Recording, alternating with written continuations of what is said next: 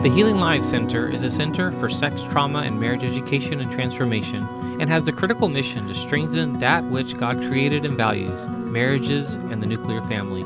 Dr. Gilbert, your host, aims to provide important teaching on tough topics, great interviews and conversations, and tools just for you, all emphasizing a biblical worldview. Join us now with today's feature. Welcome to the Family Features Podcast. My name is Dr. Corey Gilbert, and I am excited today to have a conversation with Melanie Gall. Welcome, Melanie. Thank you so much. Yes, looking forward to learning about your story and how much you're going to be able to give to our listeners just about your journey and what God has been teaching you through a lot of challenges for sure. So looking forward to everyone meeting you. So tell us a little Thank you. tell us a little about your story. Well, I am first of all, a child of God and a mama to sweet 5 children. We had 5 kids in 5 years. And when people tell us stories of when they came to visit us, they use words like chaos and lots of crying and not a lot of peace. And, people ask me, do you wish that you would have done it that way? And I was like, well, number one, that wasn't exactly what we had planned. We had decided on 4 and got number 5 kind of thrown in there. But I mean, you can have 1 kid, you can have 10. It's all hard. It's all wonderful. And you can have them close together or spaced right out. And everyone has, pros and cons, and every which way is some good and some hard. So lots of kids. My husband was with the police force here in Canada for 10 years. And that provided kind of a ton of adventure, but also some trials and trauma.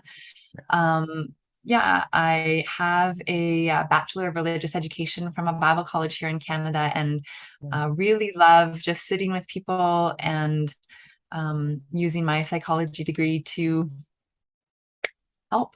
And that's why I'm here today. Yeah. Yes. How old are the kids now? The twins are 7, and our eldest just turned 13. Nice. Gosh, that close together. I can't imagine 5 that close together, because every different, like in the age gaps, it changes the way the relationships are, some of the fighting. It's interesting to watch that. Totally. One thing that I was very cautious about and really had to pray a lot about was like competition between them, because the older 2 boys were only 15 months apart.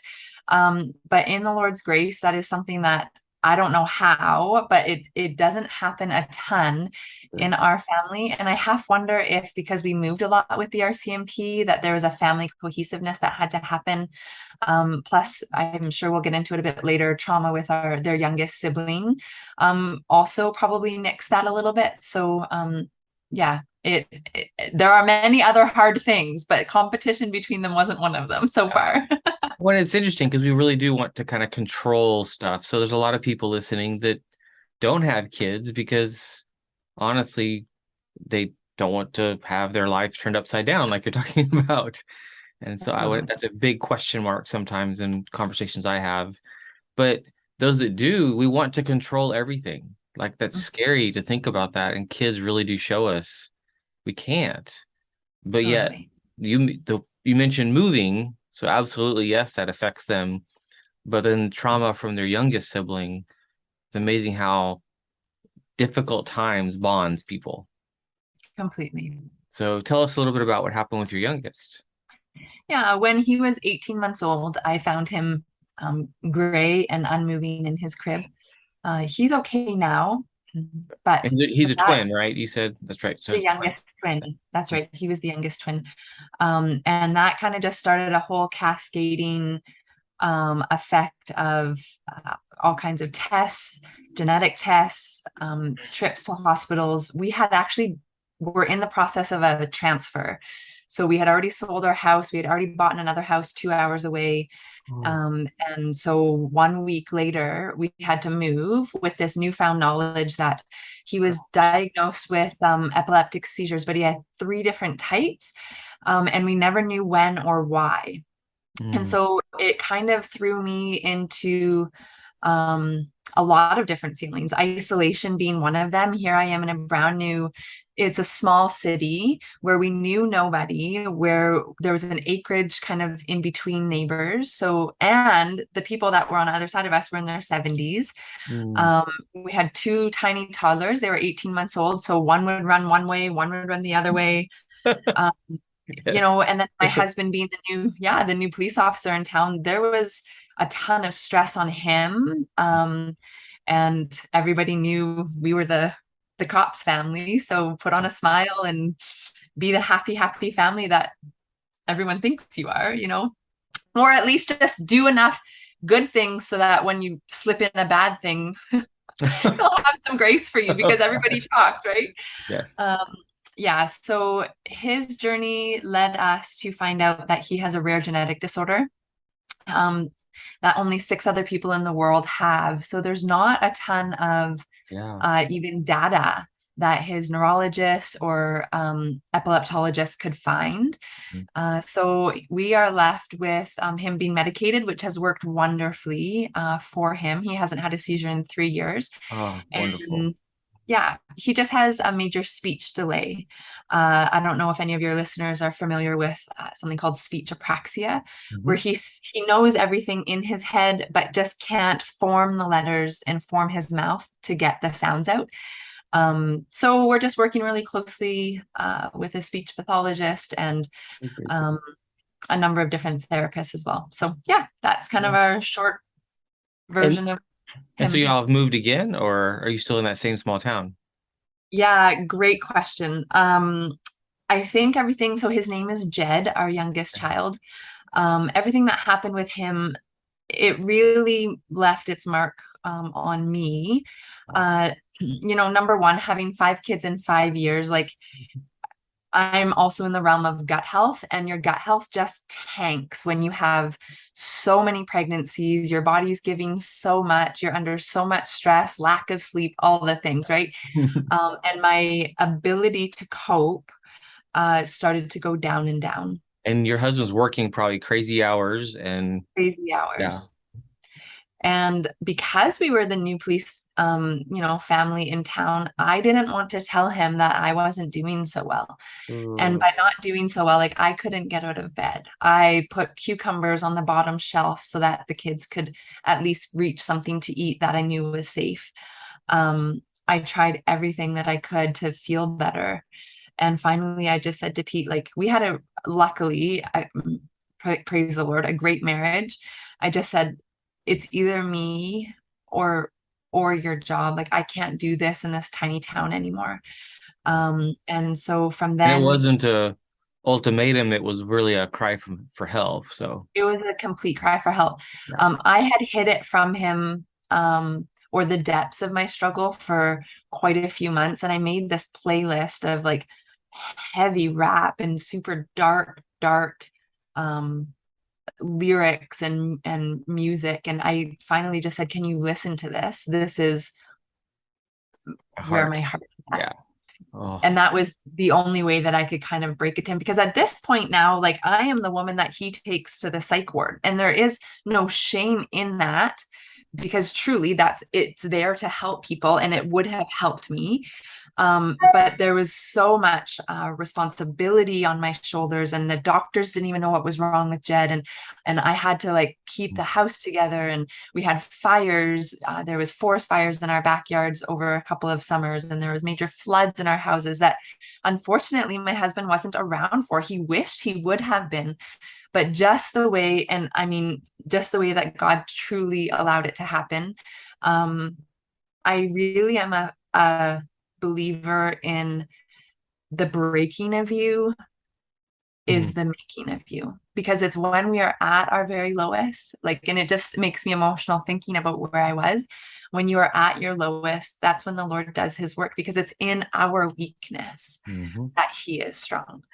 And it's in our brokenness that we come to the end of ourselves and see Jesus's face towards us, and his heart towards us, and how he longs to be with us and help us, and he delights over us even in our brokenness, right? um yeah, so there was just a lot of things that needed to happen, but Once Pete, my husband, knew where I was at, he took a leave of absence from work, and we actually flew across the country for vacation and never came back. Wow. And see, like the picture of what we almost expect for ourselves, especially in the world that we live in now, it's we're supposed to put on a facade. We're supposed to be fake. You're the, the police family, so everyone knows you, or the pastor's family or the fill in the blank family. It's such a setup to Mhm. not get help, a setup to not be honest. And you love your husband, so you kind of like, well, maybe I just need to do one more day, but that one Yep. more day turns into weeks and months of actually Oh, lying, which is yep. not our intent, not the Nope. heart, because you kind of wonder if you're crazy a little, Completely. but eventually you're like, okay, you broke. And I'd say that was a gift from God. We don't feel like that is so in the moment, but so then you guys moved where? Back to my hometown, actually, in Southern Ontario in Canada, right on the Michigan border. Nice. And so near family, so you can have some That's help. right. Okay. Yeah, and just knowing that there was some support. I had done 18 years on my own with no family support. Um, and it was just time, Yeah. one night my husband and I were laying in bed and before we moved, and I just was really trying to grasp, the verses in Philippians where it talks about thinking on whatever is pure and lovely and true and noble, and wondering, like, that makes no sense to me. I'm in this chaotic world. What is lovely? Like, what is true? I can't, in the chaos of life, how do I actually grasp that? And Mhm. so we went through, and that's just me. This isn't even coming from Pete's side of things where he's dealing with the horrors of his job, right? And his own journey. And so we really tried to think through, like, what is something true that I can actually tangibly focus on. And when it got to the word lovely, my mom, when she's walking by the spirit, like, she's lovely, and I needed that in my life. And I thought, okay, if that's the case, let's do it. Mhm. And that's where, so for you guys, it led back to family. I know we've had a season where we weren't near family and didn't move back near family. And it was certain people in our life that became that lovely, to use that word.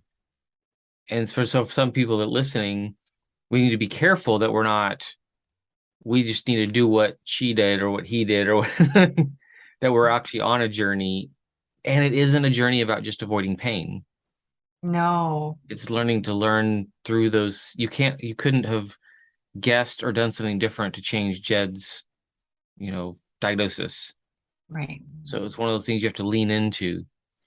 That's Having five kids was, in my opinion, God's design. We again like to try to author that ourselves and control conception and control.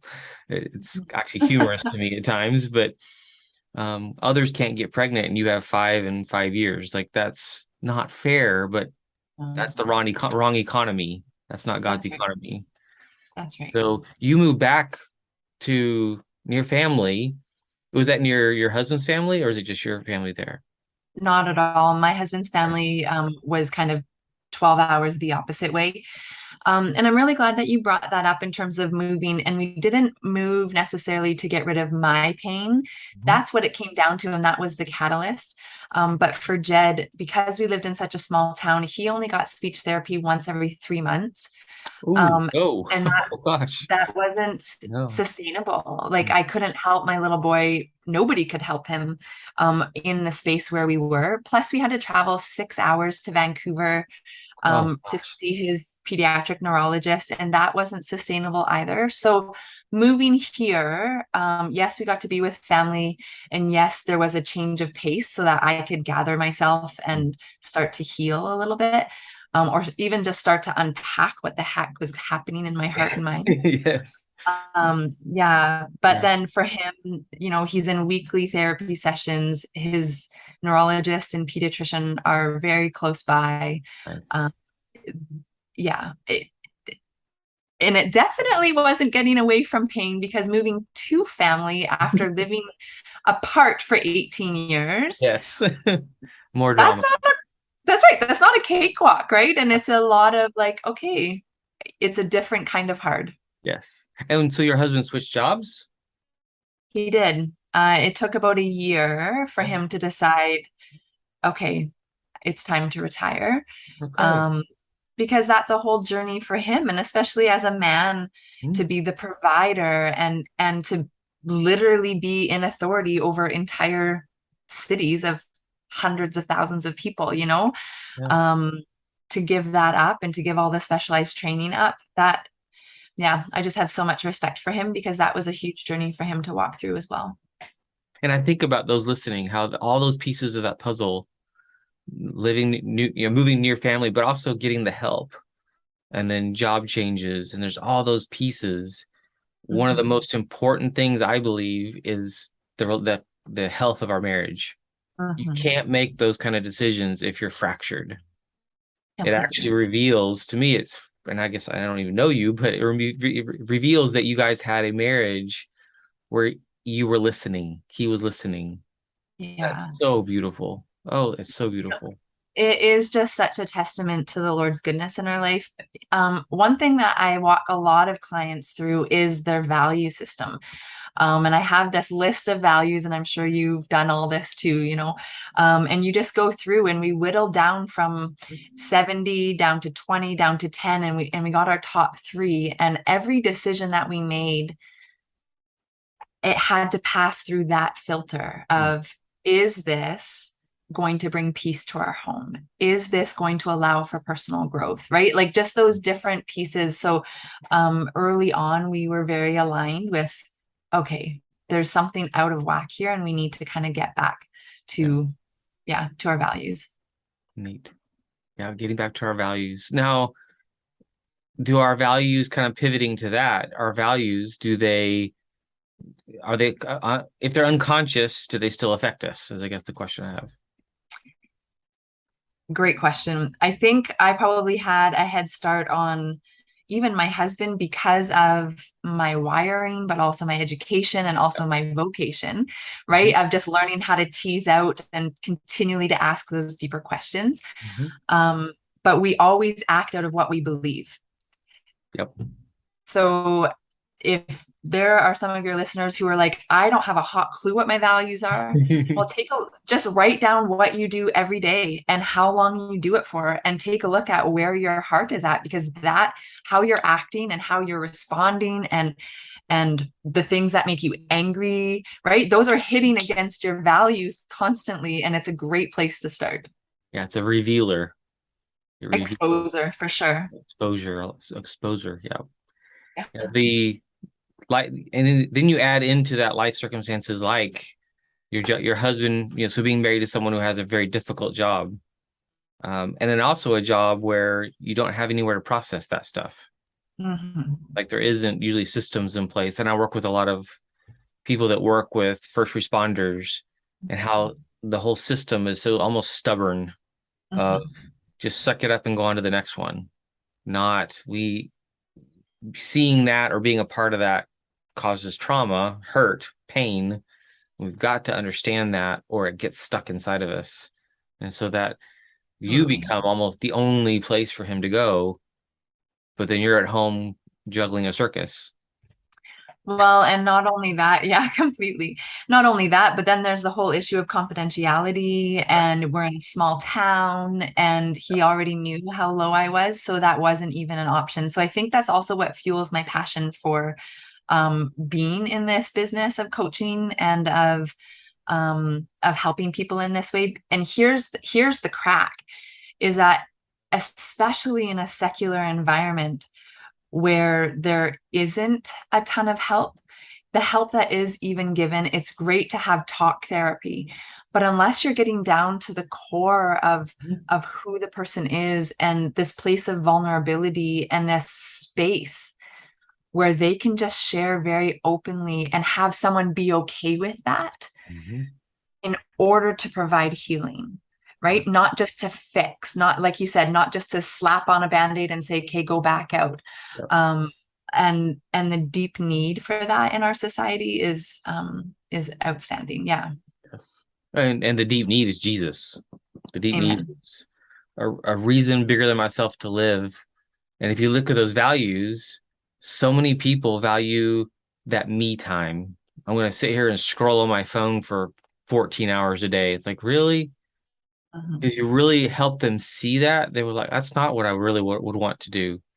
Mhm. But my actions showed that's actually my value, escaping my kids or escaping from the real world into teenagers and video games, that kind of thing, escaping into, their own little world, but they're the center of the universe. Well, and even when you dive into a scientific level of that, like every time, and I'm completely guilty of this, every time the kids are fighting or there's some chaos happening in the Yes. world or whatever, I go and I flick because I get those hits of Yep. dopamine and Yep. I feel better. Like that is my addiction, and hands down, it's what we all struggle with, right? And it's like, okay, how do we then, especially with our first responders or especially with our stressed out moms or these men who don't have this shoulder to shoulder time of people actually seeing them, how do we get away from these dopamine hits and this addiction? It just, yeah, is a very eye-opening once you start to look into it a little bit. Yeah. And part of our job to working with people is to help you see what you're doing, so reality, and then it's up to you to decide to pivot. We can't make you, just like we can't ourselves make changes unless we're aware of it first. So it's that awareness of, hey, you know what? These are your values based off what you're doing. Is this really what you want? Is this really who you want to be?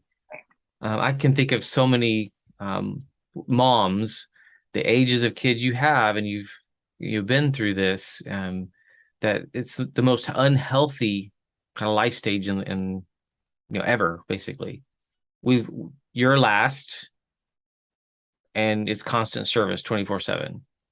Mm-hmm. Like you're always supposed to be on, which is impossible for anybody. Yeah. And so being able to, how do you teach them? How do you help them be almost self-sustaining at times? How do you help them handle disagreements? You mentioned in the beginning the competition, because that can just be, depending on personalities, huge. Yeah. But then also the traumas of how did the older ones handle their younger brother and what he's going through, and how much that might soften them or harden them. Just how Mhm. each family goes through a different journey there. Completely. You Yeah. know, and yes, it is God's grace and God's goodness to us in our marriage, but it's also been hard won where it's been long conversations and deep disagreements about values and about, where we each stand, and how we view the world and respect. What does respect look like in the house? And even back to some of our premarital things of what is my role? Like, is my role simply to cook and to clean so that you can come home? And Pete laughed. He is very gracious, and he came home one day and he looked around, and it's when we only had the two boys and in this tiny little condo, and he goes, um, "Would it be okay that there's like a spot for me to sit when I come home?" And I remember holding both of the babies in my hands and standing on one leg while using the other leg to flick a spot open for him. And I was like, there you go. Like that's the best I got. And so I love it it. That's like awesome. move a diaper, diaper bag, whatever. So, it's not that our marriage is perfect, but we are Yes. committed to great communication and to personal growth, each of us separately, so that we can come together and bring a piece of our wholeness to the table, and also being willing to say, this is my brokenness, let's work at it together. Well, I at first missed what you said, and I finally caught hard won. You said it was hard Yes, won. I love that. yeah, WON.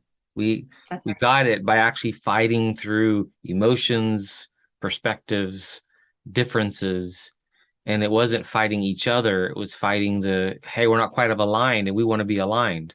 So we're gonna Yeah, keep at this until we get aligned. yeah. That's so, so critical. And so many couples are missing each other. Just they're so close, but they're not actually sometimes willing to fight through. Um, Totally. Totally. One of the things that I'm super passionate about also is like our story.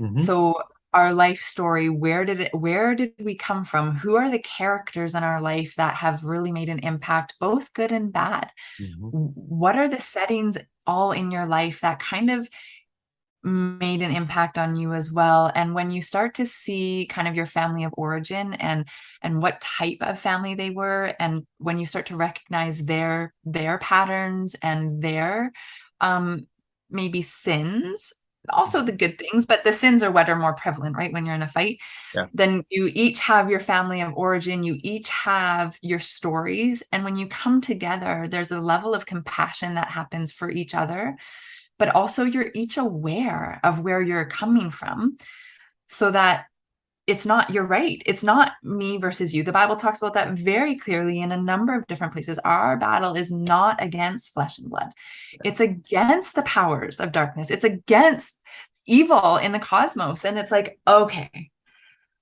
what do I do with this emotion then? Yeah. What do I do with this anger and this actual hatred towards you for what you said to me? And okay, whoa, time out. Why did that hurt so bad? Yeah. What happened in my story where I've heard that before? Hmm. What happened when I was 10 where it gave me a chance to agree with evil? This lie that perpetrated in my head at that time, that I said, I must not be worth my mom's time. Nice. Yeah. I must not be good enough for my dad. Hmm. And then we start to live out of that framework. So, those, when I talk about being self aware, those are the things I mean. Yeah. Yeah. And it's one thing to go on that journey by yourself, so when you're single, and some remain single their whole life, which means they need to be in community probably more than ever Yes. because it's in community and then in marriage for sure that it's that iron sharpens iron. It's something comes out of that because it's people that we don't agree with everything they say or do. We disagree on perspectives. We come from different stories. And so you're exactly right. Understanding where we came from. I love the story picture of that. If we look at someone in the moment, we don't see what's behind it that led them to think that way, to feel that way, to act that way. And you said that word compassion. Mhm. Absolutely. Our default isn't compassion. It's sad to say often judgment, Yeah. opinion. So to have compassion orients my heart towards a potential connection or to Mhm. reach out where sometimes I would want to push away, which is really it's sad to think about sometimes our default, especially based off our training at times, our wounds. Totally. You know, my coach, every coach needs a coach. And so I have a couple of them.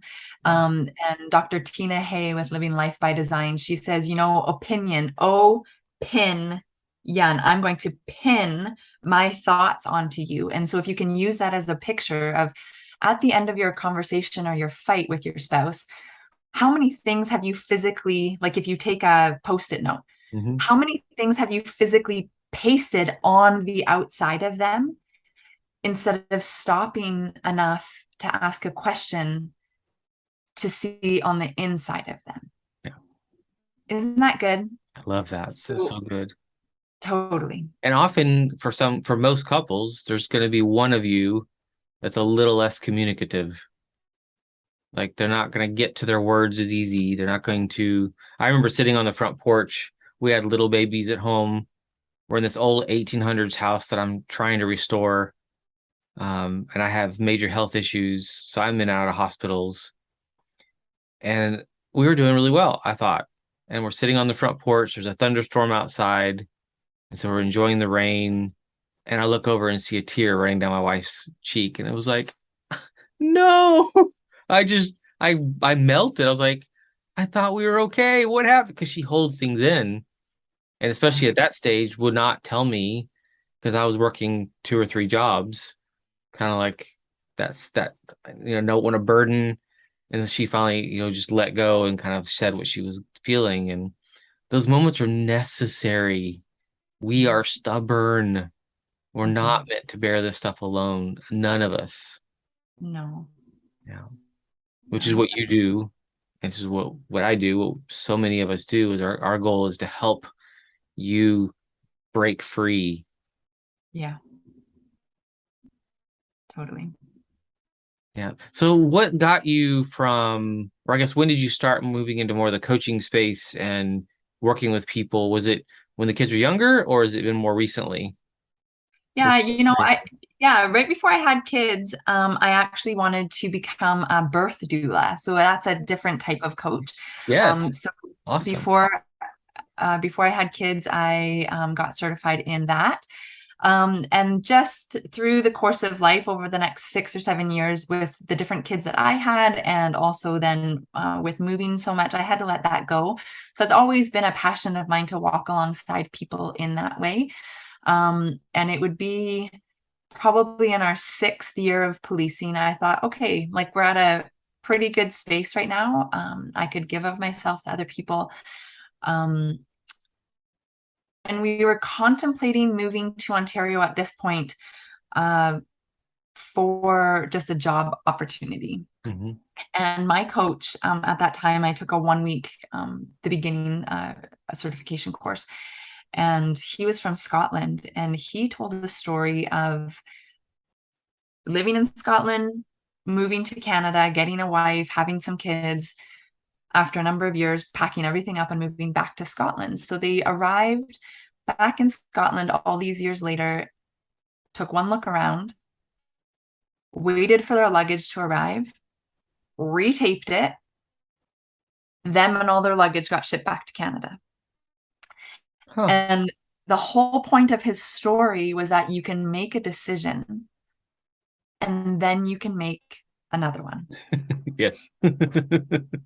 And So I think because I struggle with perfectionism and I just want to do everything excellent and I want to do it right and I want to make sure that it's to the best of my ability, I was paralyzed.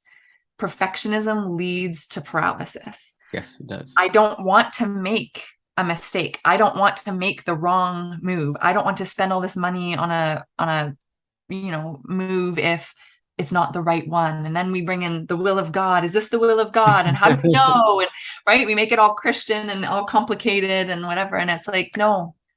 Do we believe that God is sovereign? Do we believe that we can wreck his plans for our life? Do we believe that we actually have that power? Do we believe that we are stuck in our decisions, right? And it just comes back to questions. And so uh, after that first year or first week of the coaching certification, it was solidified. Yes, this is kind of where I would like to go, what I would like to do. Pete and I did a bunch of marriage mentorship Nice. and just bringing couples kind of under our wing. We're not experts in marriage. We have done a lot of work and we have our story to share. And Right. that's just what we make ourselves available for. We facilitated marriage courses and just recognizing everyone needs help. We all need help. And are we willing to walk alongside people in that way? Yeah. And then going full bore and getting my full certified leadership coaching certification and working with couples and individuals alike. It's I've never felt more aligned in who I am and my personality and how God designed me. Nice. Well, it's interesting to think about. You mentioned like we're not marriage experts or not. We're not trained in that. Yes, you are actually. If you're married, so you have the experience of N of one. But if you've read 4 or 5 books, you are further ahead than everyone else, struggling Right. and haven't even picked up a book. So if you've done even more than that, Right. truth is what makes us kind of that. I like that whole expert thing is annoying to me. Hmm. I remember going through my dissertation, my doctoral stuff, and you're basically your chapters 1, 2, and 3. You're reporting everything else someone else has done. It's all lit review and backing up with literature. But chapter 4, all of a sudden you change tone and you're the expert. It's like so dumb. Uh, But at the same time, they that's the say, model. That's yeah, the model that you. That's right. They say you become an expert at something after 10,000 hours. Yeah. So maybe nursing babies. I could truly say I'm an expert at that. Yeah. Yes. Well, and see, even that, so you've nursed your own babies, but to help someone else, that's a bigger step. And that goes for anything. We have our marriage experience, and we might even have a great marriage, but it's when you start sitting with people and you realize, wait a minute, what we did doesn't work with them. So what else, what other tools do I gather to help? And being open to that. The people that I see, the counselors that I see, and coaches that are the most almost scary, even abusive, it's the N of one. You do what I Mhm. did. They can't Mm, be flexible enough to see that that's a square peg round hole solution. This one won't mm, work with either that person's personality or circumstances. So even just leading a one marriage seminar, so multiple weeks, like if you're leading it and you're studying and interacting with people, you're becoming more of an expert to, and I think that's neat to see that is we all have gifting and passions, and there's certain things that just kill us and there's certain things that make us alive. And the that's amount of true. women that I know who did not want children, and when they had their first child, became a very different person. Just Mhm. something came out of them in a way that was just like, this is beautiful. Um, I think that's incredible. And often it's things we don't want to experience. We didn't want to try. Um, so marriage, the way we perceive marriage too, marriage is just hard because my parents' marriage was hard, or marriage is yelling and fighting. Doesn't have to Mhm. be. Right. So it's amazing the gift, like I know for both of us to be able to walk alongside people. It's also heartbreaking when you see them Yeah, not willing to do the work and you can see it's like you can see around the corner and you can see you're almost there totally. and they give up. I yeah, I can tell within the first 30 seconds if someone's going to be successful, Yeah, right? It is scary. And I think that's where I've had to learn compassion is it's hard to do the hard inner work. It's vulnerable, it's exposing. It's we think that if we have like take grief, for example, if we go back into grief and allow those feelings to come, the lie says we will be stuck there. correct. Absolutely true. Right. And it's like, how do we present the truth in a way that allows people to take 1 inch of a step towards that healing? Because the truth of the matter is, with anything, the more we are healed, the more then we can heal others. We have the phrase hurt people, Yep. but the opposite is also true. And we are called to live in freedom. And it's like, okay, are you willing to take 1 inch of a step towards healing? Because it not only changes your life, this is for anybody listening, it not only changes your life, but the ripple effect of it changes the way you respond to people. It changes your relationships. It changes the way you parent your kids and the way that you make friends. And in fact, your whole entire future and the legacy that you leave, when the more that you are willing to do this work, Mhm. the more blessing that comes, the more freedom that comes, and the more um, surprising joy that comes, I think. Yeah. No, I know. There you know. Yes. Yes. I was just as you were speaking, something that just came to my mind. I was thinking about your husband in that season where you're living far away from family and he's working a very difficult job, very upfront in front of people job, crazy hours, dealing with all sorts of other drama, in the community. If you said fires and floods and so much, and he comes home to you and the kids every day, like it's back and forth, and there's this rhythm that happens during that season. And how easy it is to get caught up in the idea, the mentality that I'm supposed to just have it all together. And you get lost. You slowly are drifting apart. Don't even realize it. You're doing your thing, he's doing his thing. Nothing's wrong. There's nothing bad. There's no sin, if you will. But yet you're drifting and drifting and drifting and drifting. And then finally you raise your hand. Help. And Mhm. sometimes that's the hardest decision in the world to just Mhm. stop and say, I need help. I can't do this alone. And often the other person is beyond clueless. Sometimes they have a clue and they're afraid of how to approach it, but sometimes they have no idea, which it sounds like again for you guys that I mean he jumped at the chance to respond and to be a partner.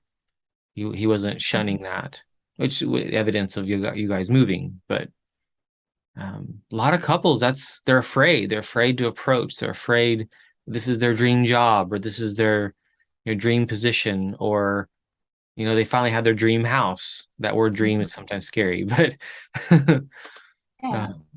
is it Well, I worth think it? you, and I think that you can replace the word dream with like the phrase keeping up with the Joneses or Yeah, worldly or yeah, right? Like the worldly standard of what it looks like to have your life all together. yeah.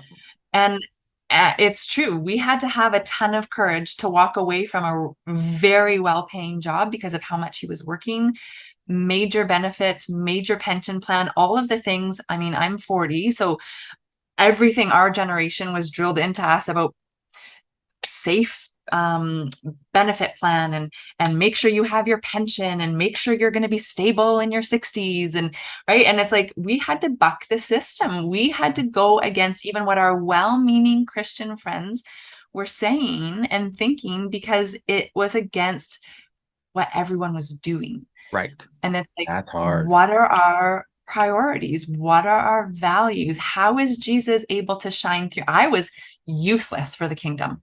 My disciple making times for my children were gone because I didn't have mental space. I didn't have capacity. I didn't have physical ability, nothing. And so it's like, if that is my number one, Hmm. which I personally believe as a Christian mom, that is my number one role. Um, And how do I change this? There's got to be something different. There's got to be something better. And I also remember, I'll finish with this story too, is one of the things that I did was Tony Robbins course on like anxiety and depression and all that kind of stuff. And he talked about this white picket fence and how all of a sudden one day when we get hit upside the head, realizing this life is nothing like my white picket fence I thought I would have. hmm Crap. yeah. What do I do? Hmm. And okay, what was I expecting? Because the gap between expectation and reality, there's a lot of harsh feelings in there. And how do we then shorten that gap so that we aren't living in anger and rage and depression? And what were we expecting? Hmm. Yeah. I think of the amount of people that stay at jobs because of those things. They stay in a job because of the pension, and it's killing them. The amount of men that I know that hate their life. And I think of their Mhm. kids looking at their dad going, I don't want to be like you or marry someone like you. It's like we need to be intentional at you either love your Mhm. job, doesn't matter what it is, or change it. But Mhm. same for your circumstances. That house Mhm. is not worth it. If the house Mhm. owns you, if the car owns you, none of it's worth it if you're sacrificing and missing out on the discipleship time, the time with your family. If you're not okay, because some of us are struggling with some major mental health battles. So that takes precedence to manage to then be able to have the bandwidth for other things. So that's very, very important. Are you willing to give up actually literally everything? And I'd say in a bigger picture for the kingdom, for Yeah. something bigger than yourself.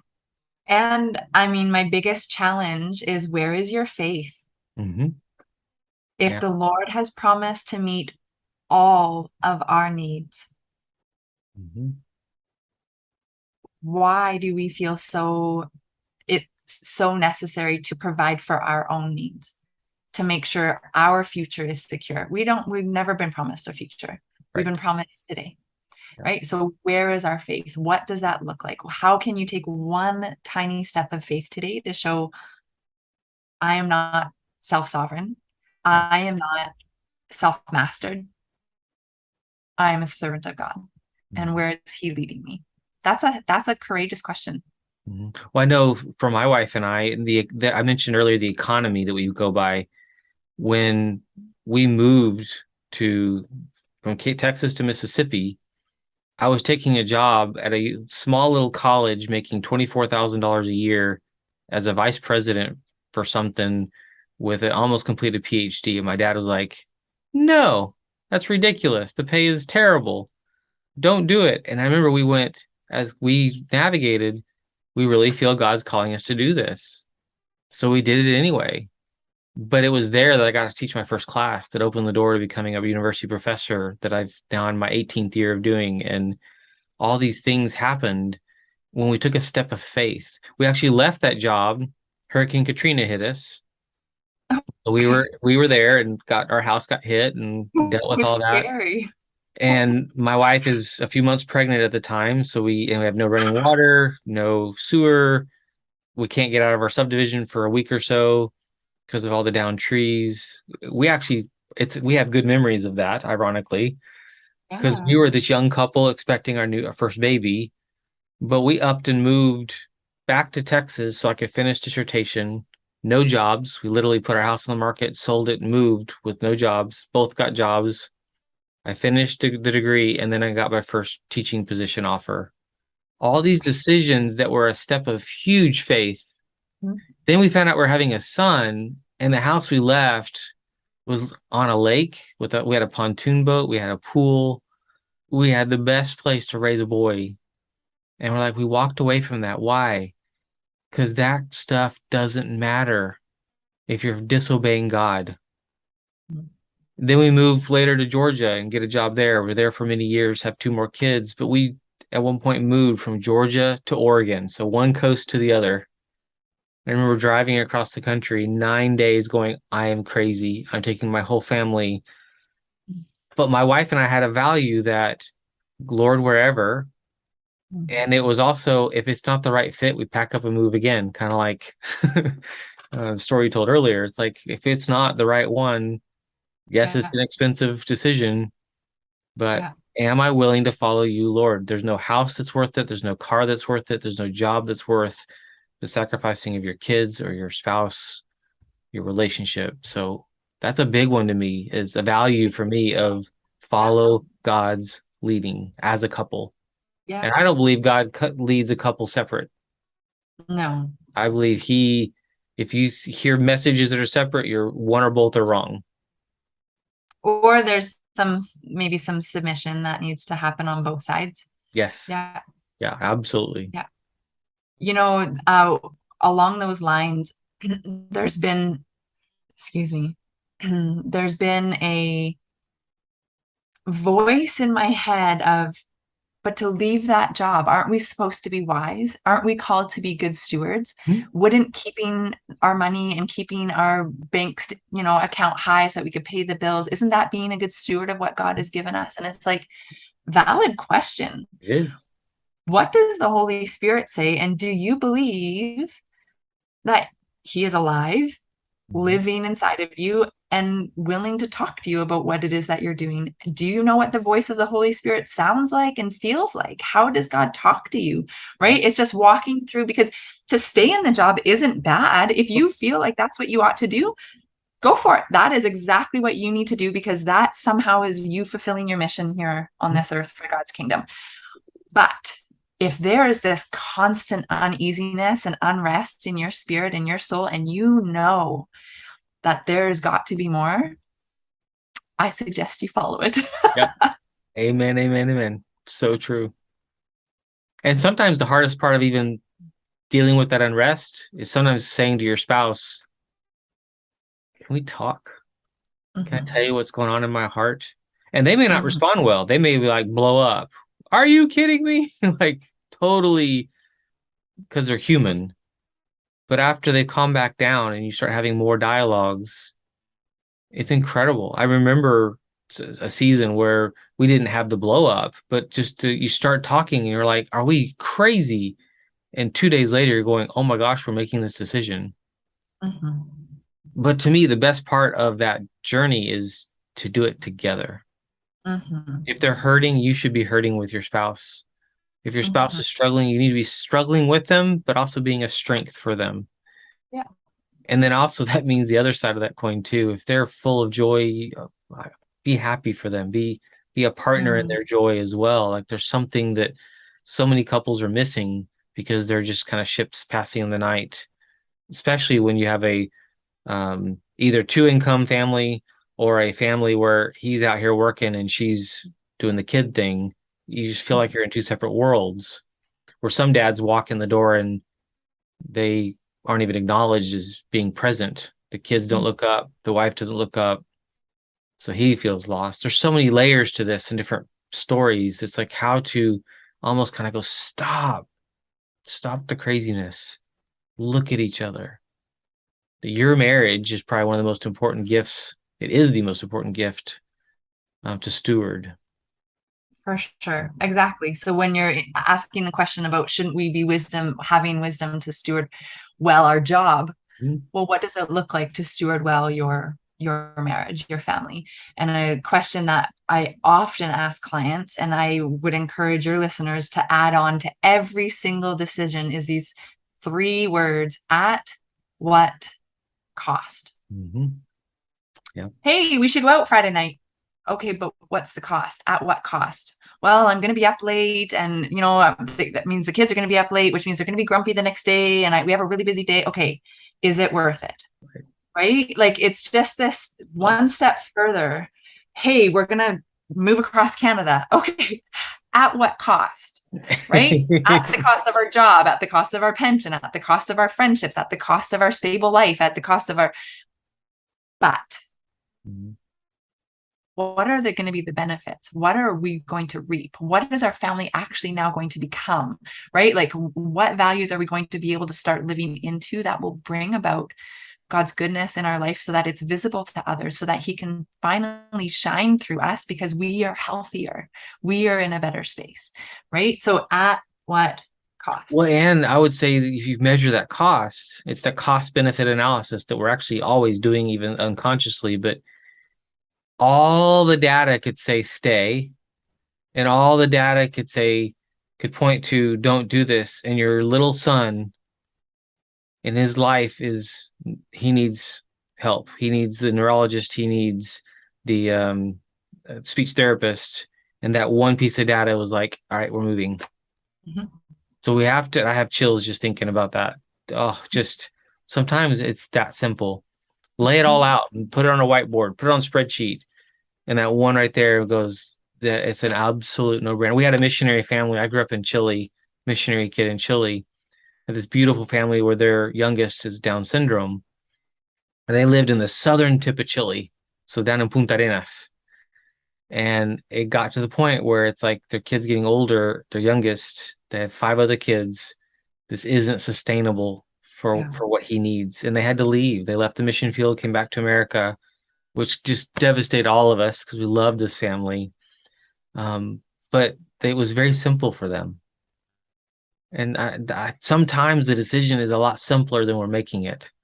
Is Totally. someone's need, someone's health, someone's sanity, if you will. So yeah, these are not easy decisions. It's so neat to hear the journey you've been on so far, and just where God has you and your husband. And yes, moving back to your family is more drama. That's true. It's got its mix bag, if you will. It's blessings, it's relationships, it's um, like my kids don't know their cousins, they don't know their grandparents as well as they could because we've always lived far away, and we wrestle with that. We've definitely gone, are we disobeying you, God? And we've gone through those seasons, and have really, again, as a couple, we're in alignment. We're together on our decision, and I think that's one of the most important pieces there. Now, your coaching business, your website is melaniegallcoaching.com. And Easy peasy.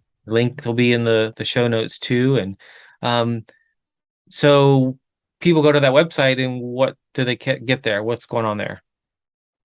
Yeah, you know what? I specialize in one-to-one breakthrough. Like that is probably 90% of what I love doing the most because even in couples counseling, I take individuals separately before we come together because there is so much of this story work that has to happen behind the scenes before you can actually deal with he never picks up his underwear. You know what I mean? There's always the Yeah. deeper things, right?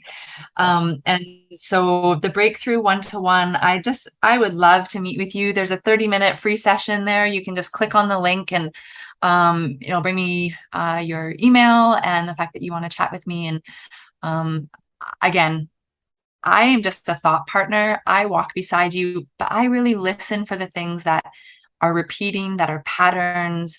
And I just ask questions. Nice. So yeah, it's my favorite thing on earth. I love that. Do you do long-term work with people, or is it more short-term? 100% long term, like it's all about the relationship, right? So part of the 30-minute session is just, do we click? Nice. Is there trust established there? Is there an ease of conversation and an ability to be okay with going a little bit deeper and unearthing some of the things that have been hidden for so long. Nice. Yeah, I tell my clients during that free session as well. It's like it's an interview. You're interviewing me. If Totally. we don't click, please find someone else. Like, but Yeah, if we do, oh my gosh, I'm so excited to work with you. So totally. that's awesome. Yeah. MelanieGallCoaching.com. Yeah, click on That's the right. free. Where's the free one? Under Kind of all over the website. Up in the right-hand corner, it's about a corporate. maroon box, and then you go down to the bottom of the first page, book a session, just kind of have a look through Yeah. who I am. There's a bunch of pictures of my kids down at one of the pages, and yeah, it's our Nice. circus. Nice. I love it. Love it. Love it. I know it's always interesting to watch different people and what they do and don't show on online and on social media. And if you go to my social media, it's my kids, my kids, my kids, my kids, our adventures. Even though I work most of the time, the picture behind me is just a few weeks ago camping on the coast in Oregon. It's 99 degrees in Salem, and here it was 60s and like that fog set in, and it was just so beautiful. My wife and I were actually there, and we were cold, but it was 100 Yeah, degrees over, and just the adventures. crazy. But our families are our gift and our gift to steward. We're raising the Mhm. next generation, and our Absolutely. discipling of them is so, so critical. Who they worship, who Uh, they follow. that's right. So great to Um, meet you, Melanie. So great to meet you. Thank you. Thank Love you your so heart. much. Uh, I just love what the Lord is doing in me and more and more falling in love with Him because of that. If your listeners would like to kind of get a bit more of a glimpse of who I am, I actually have a podcast also. Oh, yay. Um, Okay. yeah, and it's called Sustained in the Middle because, as you've heard, there's been many times that we just make these decisions and we have no idea what's going to happen or where we're going or this news of twins. We're just constantly held in the midst of our chaos. And so it's available on all platforms, Sustained in the Middle with a lady, and she has like spaghetti brain on the front, so it's not too easy to miss. So Nice. yeah, have a look there too. I would love to bless you that way. Nice. Sustained in the middle. Awesome. Awesome. Yeah. Awesome. Well, great meeting you, Melanie, and thank you for this time. Thank you so, so much. Talk to you again. Bye.